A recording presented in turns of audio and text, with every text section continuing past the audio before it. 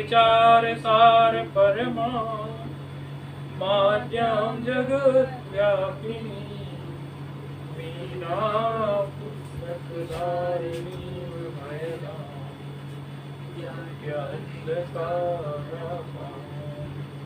हस्ते स्फाटिकमालिकां विदधती पद्मासने संस्थितां वन्दे तां परमेश्वरीं भगवतीं बुद्धिप्रदां शारदाम् येनाक्षरसमाम्नाय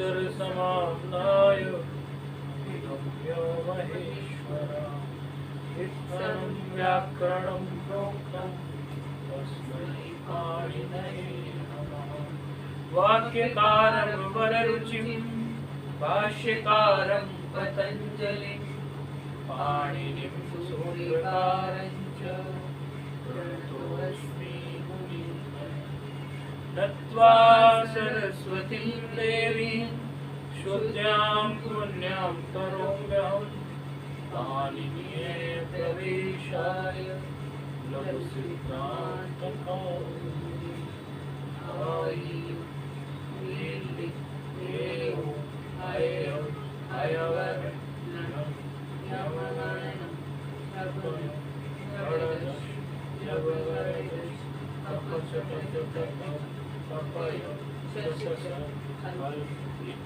माहेश्वराणि।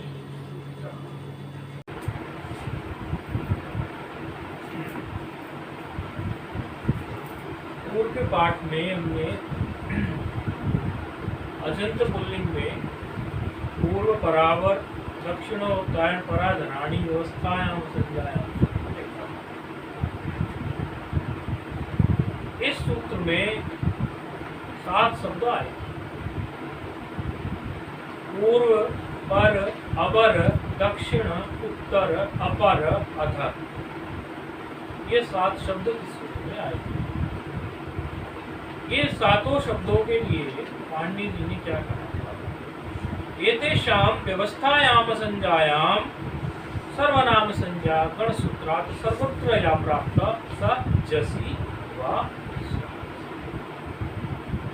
इसमें जो है इन 7 में जो सर्वनाम संज्ञा जो थी वो सब जगह सर्वत्र प्राप्त थी। सर्वनाम संज्ञा में, और ये हम अभी अदंत पुल्लिंग के रूप देख रहे हैं, तो सर्वनाम संज्ञा में और जो अन्य हमारा राम इत्यादि के रूप थे उनमें कुछ स्थानों पर अंतर दिखाई पड़ा। ऐसे 5 विभक्तियों के स्थान थे, उनमें सर्वत्र जो थी सर्वनाम संज्ञा प्राप्त होने से भिन्न रूप बन रहे, क्योंकि सर्वादीनी सर्वनामानी जो सूत्र हमने पढ़ा था उसमें गणपाठ में आया था पूर्व परावर दक्षिण उत्तरायण पराधराणी व्यवस्थायाम संज्ञायाम। तो वहां जो हमने देखा था तो सभी की सभी जो 5 विभक्तियां थी, 5 की 5 विभक्तियों में एक एक रूप बन रहा था जो राम से भिन्न था। जिस तरह से राम में हम रामाहा करते थे तो सर्व इत्यादि में या पूर्व इत्यादि में, फिर हमारा जो सर्वादि गण है तो उसमें सर्वे। तो ये हमारा प्रथमा विभक्ति का बहुवचन था। फिर हमारा जहाँ पर हम रामाय करते थे चतुर्थी विभक्ति का, चतुर्थी विभक्ति में रामाय था। चतुर्थी विभक्ति में जहाँ रामाय करते थे वहाँ हमारा सर्वाय नहीं हुआ सर्वादि गण में, तो क्या हुआ था वहाँ पर?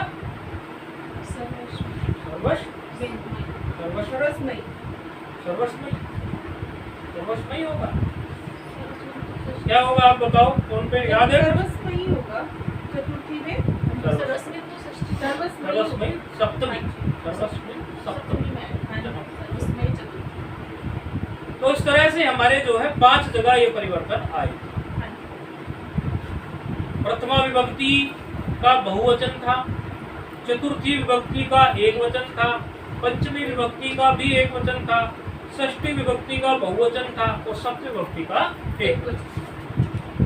तो वहाँ कहते हैं कि यहाँ इसको अलग से क्यों रखा आपने पूर्व परावर दक्षिण उत्तरायण महासूत्र में? एक बार बोलिए सर्वादीनी सर्वनामानी में यहाँ पे रख दिया, तो कह रहे हैं कि वहाँ सभी में जो थी इसकी सर्वनाम संज्ञा प्राप्त थी।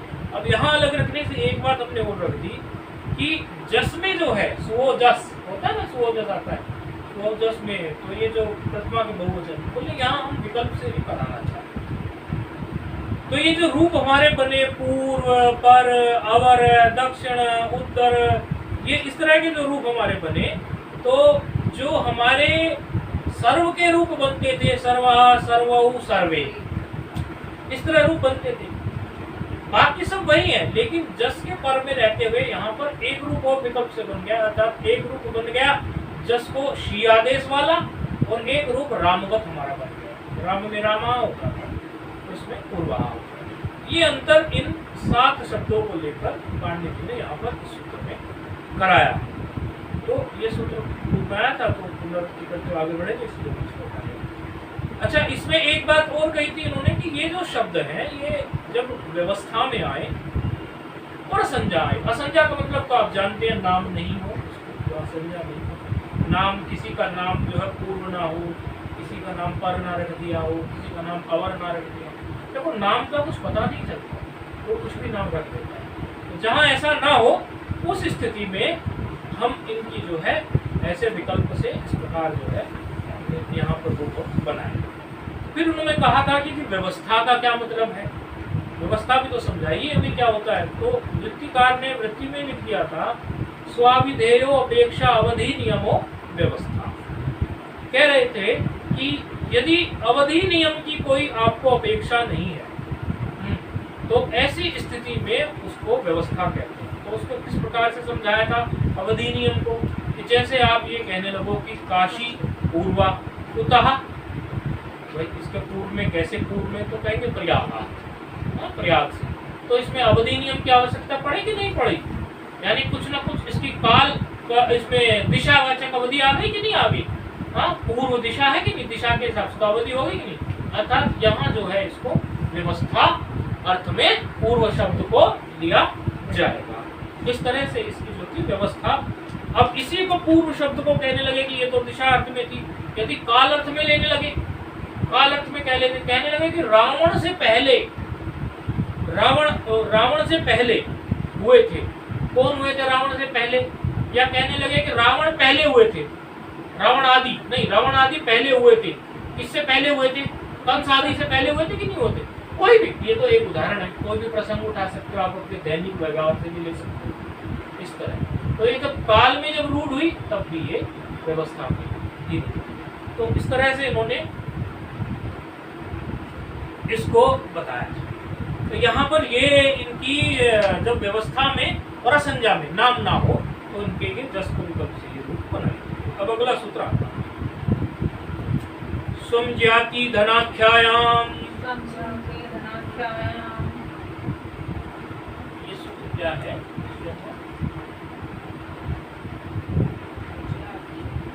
ये ज्ञाति जैसे ज्ञानी बोलते हैं ऐसे ज्ञाति बोलते हैं, लेकिन शुद्ध उच्चारण इसका ज्ञाति होता है, ज्ञानी भी तो ज्ञानी होता है। तो समज्ञाति बोल रहा है क्या, समज्ञाति तो इसी के लिए बोल रहा है, सूत्र को भिन्न नहीं होगा, थोड़ा उच्चारण।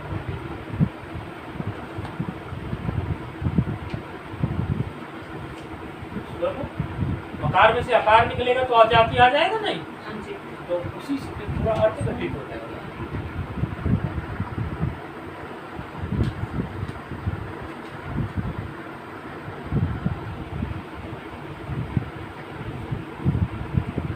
समज्ञाति धनाख्यायाम, एक यकार बच गया।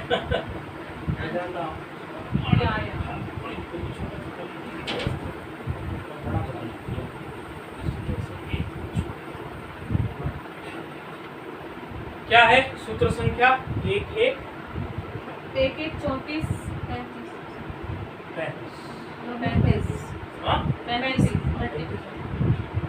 देखो सूत्र में एक पद है क्या, प्रथमा एक वचन, ठीक है, है और अजाति धनाख्याया, या अज्ञाति कह देते हैं कई लोग, जैसे ज्ञानी और ज्ञानी वही बात है, अज्ञाति धनाख्याया।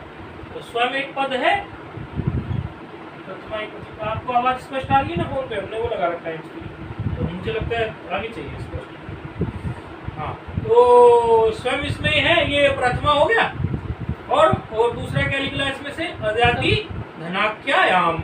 ये अजाति धनाख्यायाम, ये सप्तमी पद, दो पदों का सूत्र।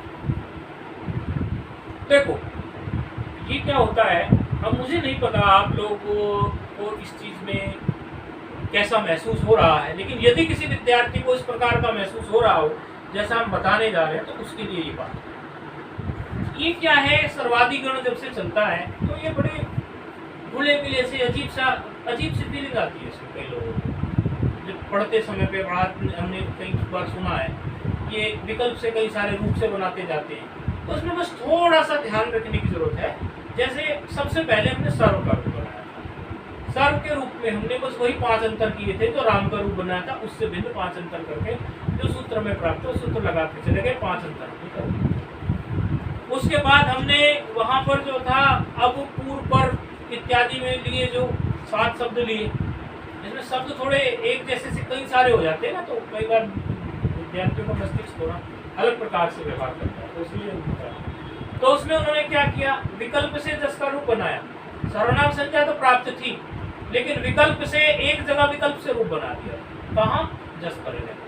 तो इसमें भी कुछ थोड़े थोड़े फेरबदल सूत्र के साथ होते चलेंगे।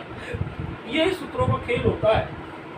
आप लोग देखते होंगे, पहले एक साधारण बात कर देते हैं, अगले सूत्र में उस साधारण बात से अलग भिन्न जो है विशेष बात करते हैं। जैसे आप लोगों ने देखा था अर्धवत धातु प्रत्यय प्रातिपदिकम, क्या कहा था उसने कहा था कि जो शब्द हमारा अर्थवत हो, अधातु हो अर्थात धातु ना हो, अप्रत्यय हो यानी प्रत्यय ना हो, प्रत्यांत ना हो, ऐसे शब्द की प्रातिपदिक संज्ञा करनी चाहिए।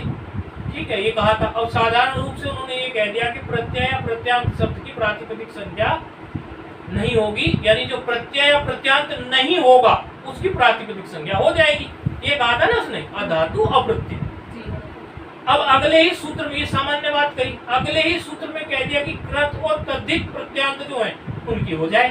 सामान्य रूप से क्या कहते हैं कि प्रत्यय और प्रत्यांतों की प्रातिपदिक संज्ञा नहीं होगी, यानी अप्रत्यय और अप्रत्यांतों की ही होगी और अधातु की ही होगी, लेकिन अगले सूत्र में विशेष कहते। तो ऐसे पहले कुछ सामान्य विधान होता है, फिर उसी को लेकर विशेष विधान कर दिया जाता है। सामान्य विधान में सर्वनाम संज्ञा हुई, विशेष विधान में जिन जिन शब्दों को लेकर हमें कहीं कोई विकल्प का रूप भी बनाना है उसको ले लेंगे।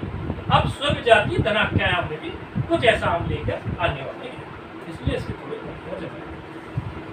अच्छा, ये स्वयं शब्द जो है, स्व शब्द का स्वयं, स्व शब्द होता है इस प्रकार का, तो देखिए इसी से ये स्वयं। अब ये जो स्व शब्द है, इस स्व शब्द के 4 अर्थ होते। ठीक है, स्व शब्द के 4 अर्थ। अब 4 अर्थ हम ये लिख भी रहे हैं और जो सुन रहे हैं वो लोग सुन रहे हैं। एक तो इसका अर्थ होता है आत्मा, अर्थात स्वयं के लिए, आत्मा मतलब अपने आप के लिए, स्वयं के लिए। दूसरा अर्थ होता है आत्मीय। तीसरा अर्थ होता है ज्ञाति।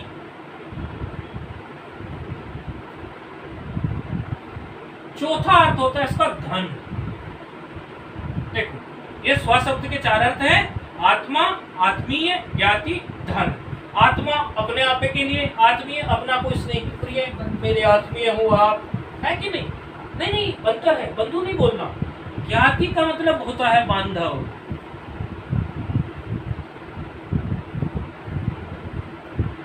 बांधव तो एक रिश्ता विशेष से बांधव बनेगा कि नहीं बनेगा, लेकिन आत्मीय के साथ कोई रिश्ता होने की जरूरत नहीं है।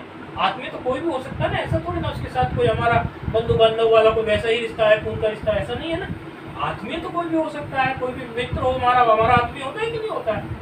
तो और एक धन, 4 अर्थ इसके स्व शब्द के हैं, आत्मा, आत्मीय, ज्ञाति और धन। समझ में आ रहा है कौन पे आपको? अब इन्होंने क्या कहा सूत्र में, स्वम और अज्ञाति धनाख्यायाम। ठीक है, अज्ञाति मतलब जो ज्ञाति ना हो, यानी जिस स्व शब्द का अर्थ ज्ञाति अज्ञाति। अज्ञाति, हाँ, ज्ञाति ना हो अर्थात बांधव ना हो। अच्छा, और दूसरा धन भी ना हो। तो दो अर्थ तो उन्होंने अपने आप ही काट दिए, चार अर्थ थे, ज्ञाति, धन, आत्मा, आत्मीय। अर्थात ये कह रहे हैं कि अब देखो, अब इसकी आप जो वृत्ति पढ़ोगे अब समझ में आएगा। स्व शब्द का अर्थ आपने समझ लिया चार अर्थ, अब वृत्ति पर ध्यान देंगे तो समझ में आ जाएगा। वृत्ति पर ध्यान देंगे, ज्ञाति धनानि अवाचिनः, कोई अणची है ना, है कि नहीं? धनानि कहेंगे ना, कभी तो अवाची न बोले रहेगा। ज्ञाति धनानि अवाचिनः स्वशब्दस्य प्राप्त संज्ञा जसी वा। क्या अर्थ हुआ? क्या समझ में आया आप लोगों को? कह रहे हैं ज्ञाति और धन जब दोनों ना हो, अवाचिना मतलब जब दोनों ना हो, उनका वाचन ना हो रहा हो।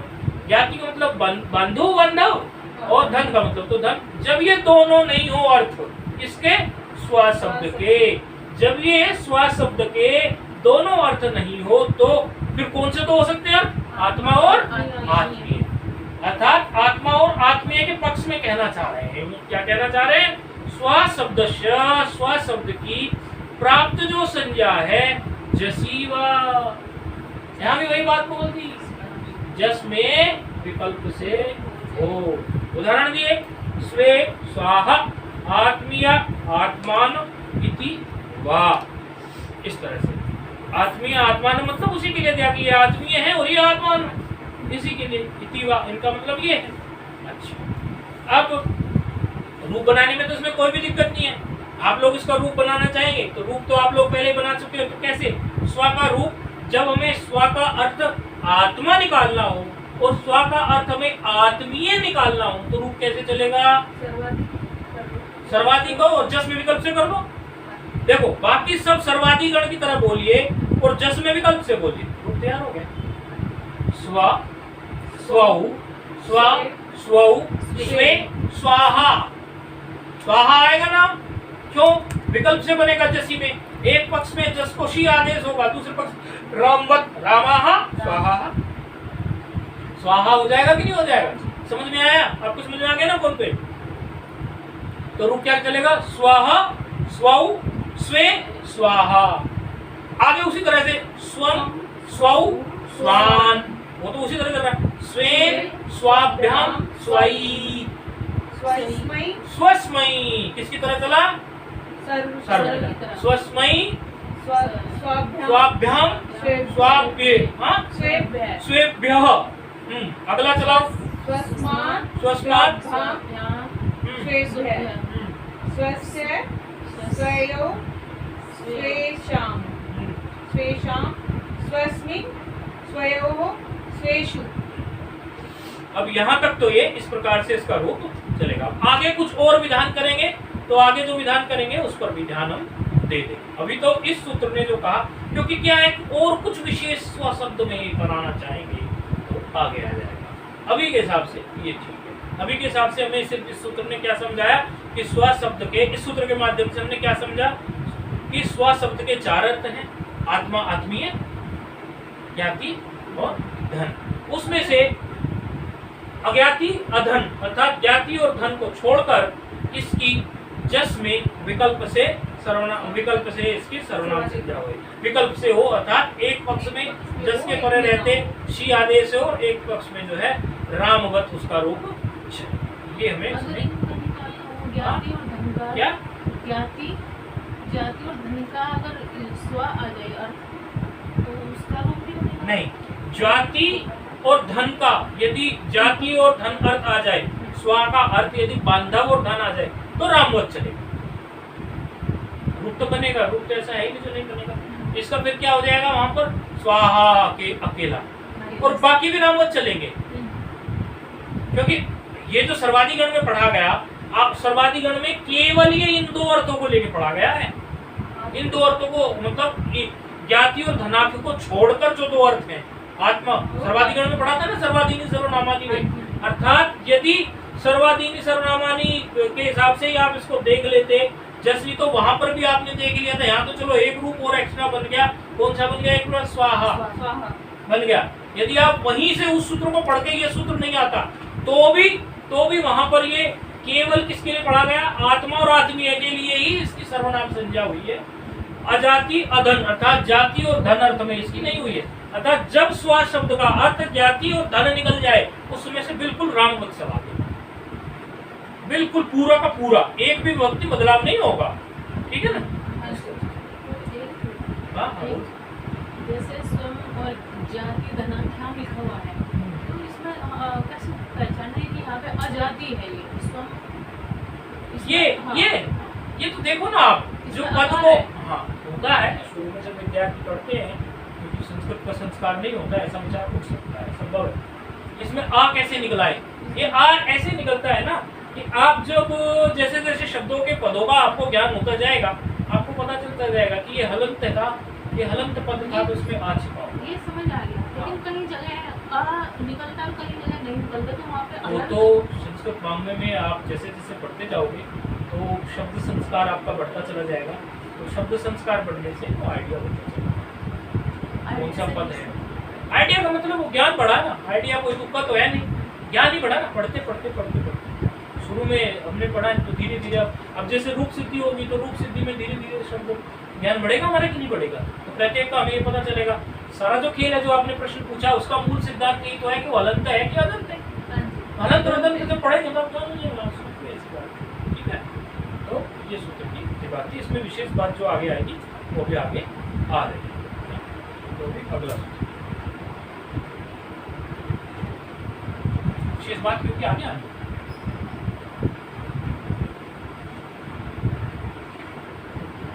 अब कुछ और लेके कुछ बोल रहे हैं, और शब्द को लेके कुछ बोल रहे हैं। अंतरम बहिर्योगो उपसंज्ञानयोः, अंतरम बहिर्योगो उपसंज्ञानयोः, ऐसे है उच्चारण। अंतरम बहिर्योगो उपसंज्ञानयोः, अंतरम बहिर्योगो उपसंज्ञानयोः।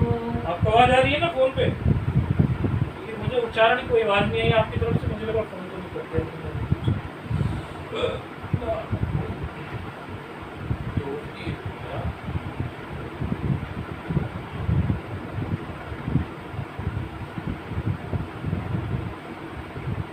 अंतरम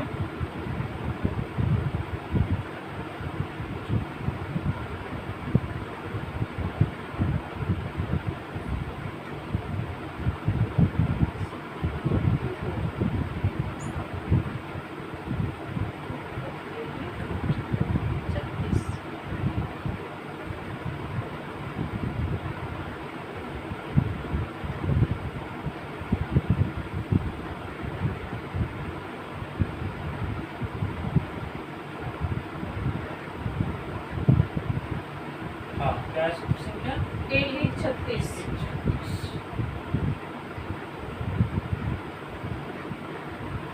अब देखो, इसमें भी एक अंतरम एक पद है और बहिर्योगोपसंज्ञानयोः एक पद है। बहिर्योगोपसंज्ञानयोः क्या है? सप्तम्यांत द्विवचन। और अंतरम क्या है? एक है वर्तमान एक वचन, एक है ये क्या कह रहे हैं? ये भी अंतर शब्द को लेके कुछ बात कहना चाह रहे हैं। होता क्या है, एक शब्द के कई कई अर्थ होते हैं, तो यहाँ पर अंतर शब्द का भी कुछ अर्थ है, उस अर्थ को लेकर ये कुछ चीज विधान कर रहे हैं। तो यहाँ पर देखिए आप, यदि आप इसमें अनुवृत्ति देखना चाहेंगे तो एक विभाषा शब्द है, विभाषा शब्द की अनुवृत्ति आ रही है विभाषा जशी से, विभाषा जशी से। और सर्वनाम शब्द की अनुवृत्ति आ रही है सर्वादीनी सर्वनामादि से। तो अनुवृत्ति इसमें दो पदों की आ रही है, विभाषा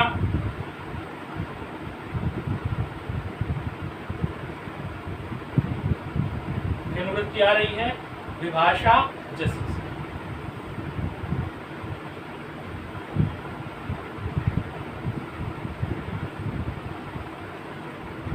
दूसरे को शब्द की आ रही है सर्वनाम,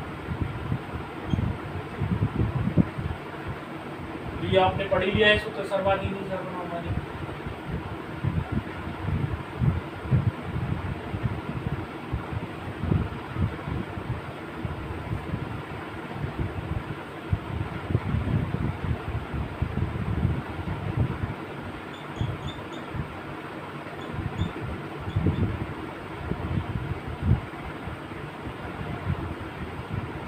विभक्ति पे ध्यान देंगे। बाह्य, देखो एक तो यहाँ पर थोड़ा आश्चर्य होगा, किसने पहले भी पूछी थी उसके बाद। अंतर शब्द का ऐसा अर्थ निकलेगा जो आप सुनोगे, बोले अंतर शब्द का अर्थ ऐसा तो निकल रहा, अजीब सा अर्थ निकला, लेकिन अब ऐसा है। बाह्य परिधानीय, बाह्य परिधानीय चार थे अंतर शब्द से प्राप्ता संज्ञा जसीवा, कार्य तो वही हुआ है। अंतर शब्द में अंतर शब्द की जस परे रहते विकल्प से रूप बना है, अर्थात अंतरे अंतराहा। क्या हुआ? अंतरे अंतराहा। लेकिन किस स्थिति में ऐसे हुआ? क्योंकि दिखाया ना उन्होंने, अंतरे अंतराहा किस स्थिति में है? बाह्य परिधानीय, अर्थात बाह्य, यदि अंतर शब्द का मतलब बाहर हो। सुन के अजीब लगता है, बोले अंतर शब्द का मतलब हमने आज तक तो अंदर सुना था, ये आपको सुन के अजीब लग रहा है क्या फोन पे? लेकिन जब अंतर शब्द का अर्थ बाहर हो, बाह्य हो और परिधान अर्थ में हो, परिधान अर्थ में पहनने का, नीचे नीचे जो वस्त्र पहने, नीचे कोई पहने वस्त्र, किसी वस्त्र के नीचे नीचे पहने, इसमें लिखा है ना साड़ी का, लिखा है नहीं भी लिखा है, साठ का लिखा है साड़ी, ये साड़ी के नीचे जैसे पहने, साड़ी के नीचे पहने, साड़ी का साड़ी हो गई ना, साड़ी के नीचे एक और वस्त्र पहनते ना, पेटीकोट बोलते हैं उसको, वही उसके लिए इस प्रकार। कोई उसमें जरूरी तो नहीं है ना, इन्होंने उदाहरण इसका ले लिया। कोई और भी अगर कोई और होगा तो स्त्रीलिंग में पहनते तो पुरुष भी पहन सकता है, कुछ ऊपर उसके नीचे कुछ और, उस अर्थ में, क्योंकि उपसंज्ञान अर्थ में। अगर यदि ऐसा इसका अर्थ आ रहा है निकल के, इसका अंतर शब्द का बाहर शब्द आ रहा है या नीचे पहनने योग्य कोई वस्त्र आ रहा है, अंतर शब्द का अर्थ, केवल तब इसकी जो सर्वनाम संज्ञा हमें सर्वत्र प्राप्त थी, क्योंकि सर्वत्र प्राप्त थी किसकी वजह से ये बात पता चली? में सर्वाधिनी सर्वनामानी में आया हुआ था, इसका पाठ हुआ था, बस वहां जस में विकल्प से करो, बशर्ते कि इसका अर्थ जो है वो आपके पास क्या निकलना चाहिए? इसका अर्थ आपके पास जो है अंतर शब्द का या तो बाहर हो या तो उसका क्या हो, उपसंज्ञान अर्थ में हो। परिधान तो हो, सामान्य परिधान नहीं उपसंज्ञान। अच्छा, इसका उदाहरण क्या दिया है? जैसे कहेंगे हम, अब सर्वनाम पक्ष में जहाँ जस को शी आदेश होगा तो वहाँ अनुबंध लोप इत्यादि होकर आपको गुण एक आदेश होगा, अंतरे बनेगा नहीं बनेगा? जैसा शी से अंतरे बना है, याद होगा, अंतरे बन जाएगा। और अभाव पक्ष में पूर्व अंतराहा बना था कि नहीं बना था? हाँ, अंतराहा रूप तो वो बन जाएंगे, लेकिन किस तरह? जैसे बाहर, बाहर के अर्थ में जैसे क्या कहेंगे? अंतरे अंतरा व गृहा, अंतरे अंतरा व गृहा। देखो ये दो रूप बने, अंतरे, दोनों रूप लिख के दिखा दिए इन्होंने, अंतरे अंतराहा, अंतरे अंतराहा, अंतरे अंतराहा गृहा। कोई घर है ना, घर किसी का बाहर घर है, अंतरे अंतराहा व गृहा किसका है? पहले ऐसा कहते थे, हमने तो वस्तुतः अभी भी गांव में देखा है, लेकिन मनुस्मृति में इसको चांडाल शब्द से द्योतित कर दिया। मनुस्मृति में ऐसा आ गया कि जो चांडाल इत्यादि होते तो गांव के बाहर उनके घर होते। अभी हमने देखा कई ऐसी जातियां होती कि जो लगता है कि वो ब्राह्मण से छोटी जाती हैं, ऐसा कुछ, तो ब्राह्मणों का गाँव है, ब्राह्मण छोटी 3 वर्ष से छोटे हैं, ऐसा कुछ होता है, तो उनके गांव से बाहर घर होते हैं। तो अर्थ क्या हो गया? उसका बाहर आ गया घर जो है, यानी अंतरे अंतराहा व गृहा, यानी जो गांव से बाहर जिनका घर हो, बाहर अर्थ आ गया ना यहाँ। तो उसमें दो रूप बने हैं, अंतरे अंतरा, दोनों का प्रयोग दिखाना था। यदि बाहर अर्थ है तो क्या रूप बने? अंतरे अंतराहा, ये हो गया। और इसी तरह यदि ये तो हो गया बाहर अर्थ में हो गया। अब इसमें ये देखना कि जैसे कोई उसी तरह से नीचे पहनने वाले वस्त्र के रूप में इसी तरह से यही बोल दो बस, अंतरे अंतरे अंतराहा व शाटकाहा, अंतरे अंतराहा व शाटकाहा, मतलब उसको नीचे पहनने के अर्थ में आ गया ना। अंतरे अंतराहा मतलब नीचे पहनने वाला, व शाटकाहा मतलब साड़ी इत्यादि, तो नीचे पहनने योग्य वस्त्र। इसमें कई पुस्तकों में ये जो नीचे पहनने का उपसंज्ञान का जो अर्थ है ना, वो कई प्रकार से अलग अलग किया हुआ है, तो उसमें कंफ्यूज नहीं होना। कई जगह उन्होंने क्या किया, पुरुष है तो पुरुष में उन्होंने नीचे पहनने में धोती बोल दिया। मैं इसके अर्थ कई प्रकार से मैंने सुने हैं, तो कंफ्यूज मत होना। मुझे समझना है नीचे पहनने वाला वस्त्र है। अब नीचे पहनने में भी दो सिद्धांत लगा दिए। किसी ने तो ये सिद्धांत लगा दिया कि जो नाभि से नीचे पहना जाए, चाहे वो वस्त्र एक वस्त्र के नीचे है या वैसा ही वस्त्र है। भाई यदि हम किसी फीमेल को कहें तो कई जो आचार्य हैं उसका इस प्रकार अर्थ करते हैं कि फीमेल के केस में क्या करेंगे कि साड़ी के नीचे जो पेटीकोट पहनेगी ऐसे नीचे अर्थ। लेकिन कई जगह इसका अर्थ इस प्रकार का है कि नाभि के नीचे जो वस्त्र पहना जा रहा है, अब नाभि के नीचे तो साड़ी भी पहनी गई है ना, साड़ी के नीचे पेटीकोट तक क्यों पहुंचना। और नाभि के नीचे तो हम पुरुष में देखो तो धोती पहनते कि नहीं पहनते। तो ये दोनों प्रकार अर्थ इसके किए गए, तो इसमें कंफ्यूज होने की जरूरत नहीं है। बस ये है कि नीचे पहनने वाले वस्त्र के लिए सामान्य रूप से यदि नीचे उपसंज्ञान होगा, मतलब यदि नीचे पहनने वाला वस्त्र इसका अर्थ आ गया अंतर शब्द का, तो वहां पर जस जो है विकल्प से रूप बनाएगा। जस के पर रहते एक बनाएगा रामवत, एक बनाएगा जो सर्वनाम में जशाशी आदेश किया गया उसको। और दूसरा जो है यदि कोई चांडाल इत्यादि का घर जो है गांव से बाहर है, इस प्रकार का अर्थ आ रहा है कि गांव के बाहर घर है, बाहर अर्थ आ रहा है, तो भी इसका जो है इस प्रकार ये बनेगा। अब तीसरा अर्थ इसका क्या हो सकता है अंतर का, जैसे आपने बोला कि स्वमजाति धनाख्यायाम में आपने बता दिया स्वमजाति धनाख्यायाम में, तो कि किसी ने प्रश्न भेजा है, अच्छा विसर्ग नहीं दिया गया है, अंतरा में विसर्ग नहीं है, अंतरे अंतरा। ठीक, हम देख लेते हैं, उन्होंने तो प्रश्न भेजा है किसी ने। अच्छा ठीक है, अंतरा विसर्ग।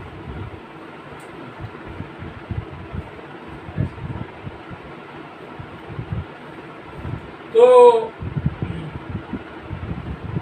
इसमें क्या है कि जो दूसरा कोई अर्थ हो सकता है, जैसे स्वमजाति धनाख्यायाम में उन्होंने स्वयं शब्द के दो अर्थ तो बता दिए थे कि यदि इसका अर्थ ज्ञाति हो, यदि धन हो, तो इन दोनों के केस में ना होके स्व का जो अर्थ आत्मा और आत्मीय आएगा वहां आप जस को करना चाहिए।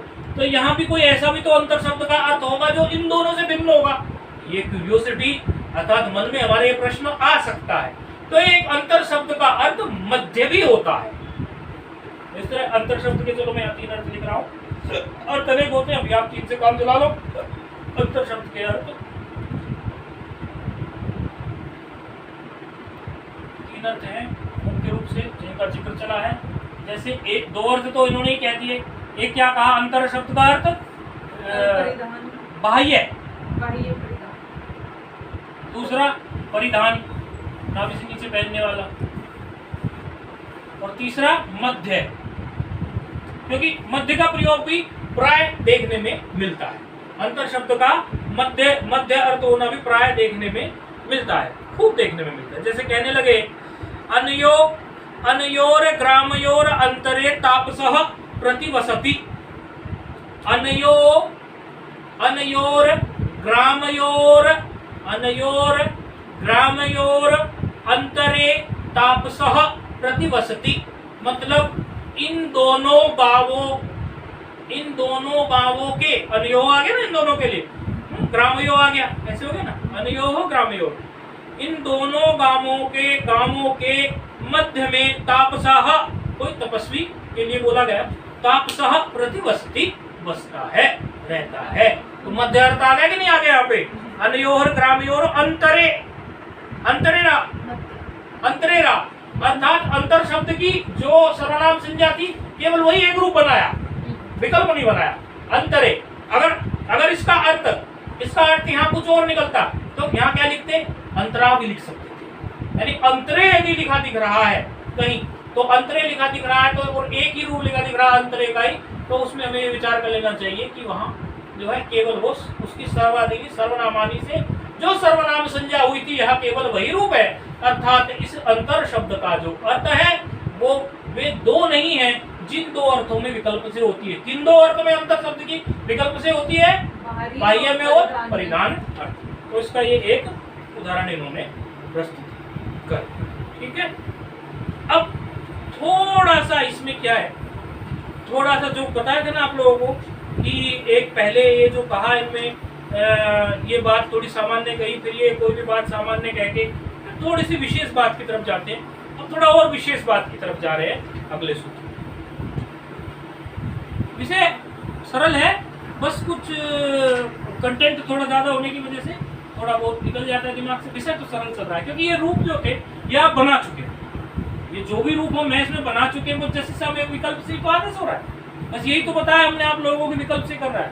कोई सूत्र सिद्धि का तो कार्य इसमें हुआ नहीं, बस शब्दों का जो है कौन सा शब्द का क्या अर्थ हो रहा है उसको समझना। तो वैसे तो बहुत सारा लाइन सूत्र होगा, तो बहुत सरल सूत्र है। तो अगला सूत्र प्रस्तुत हो रहा है, पूर्वादिभ्यो नवभ्यो वा। पूर्वादिभ्यो नवभ्यो वा।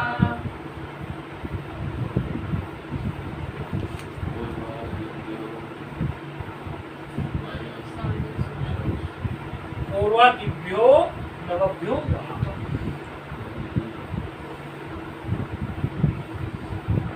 इसमें इन्होंने देखो पूरे 9 चीजें समेट ली है।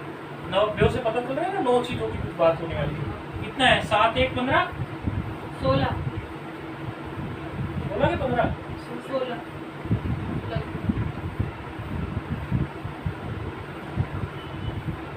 पूर्वादिभ्यो नवभ्यो। अच्छा, क्या कह रहे हैं? वृत्ति से क्लियर हो जाएगा, ठीक है। बाकी स्मार्ट स्पिनौ गसी गए और स्मार्ट स्पिनौ की इसमें अनुवृत्ति आ रही है, किससे? गसी गसाओ स्मार्ट स्पिनौ सूत्र से।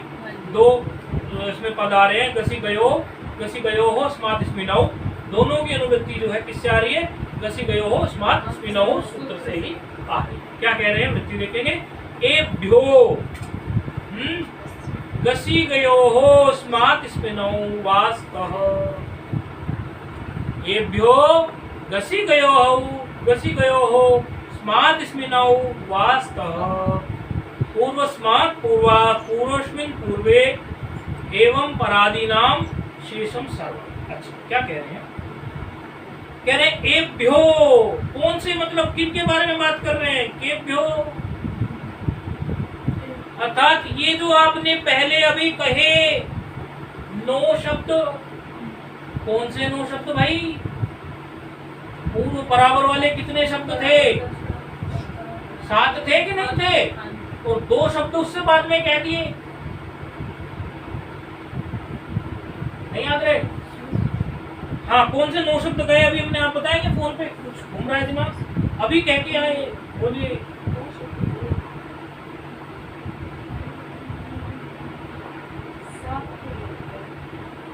हाँ, ये 7 शब्द तो थे और 2 शब्द अभी पीछे के 2 सूत्रों में कह के आए, स्वजाति धनाख्यायाम, और दूसरा कौन सा कह करे? अंतरे बहिर्योगे उपसंज्ञा नयोः, एक अंतर शब्द का। इन्हीं 9 शब्दों की बात कही इन्होंने, कहा ना एभ्यो, किसकी बात हुई? इन्हीं 9 शब्दों की। इन 9 शब्दों में, क्योंकि हमने कहा था ना पहले कोई सामान्य बात आती है, फिर थोड़े विशेष, कुछ और विशेष, ये महिमा है। शास्त्र को शास्त्र की तरह ही पकड़ना चाहिए, ये महिमा है इसकी। एभ्यो गशी गयो हो स्मार्ट स्पिनौ वास्तः। वो क्या रहा था उन 9 शब्दों में भी? गशी और गयो में स्मार्ट स्पिन आदेश हो रहा था कि नहीं हो रहा था?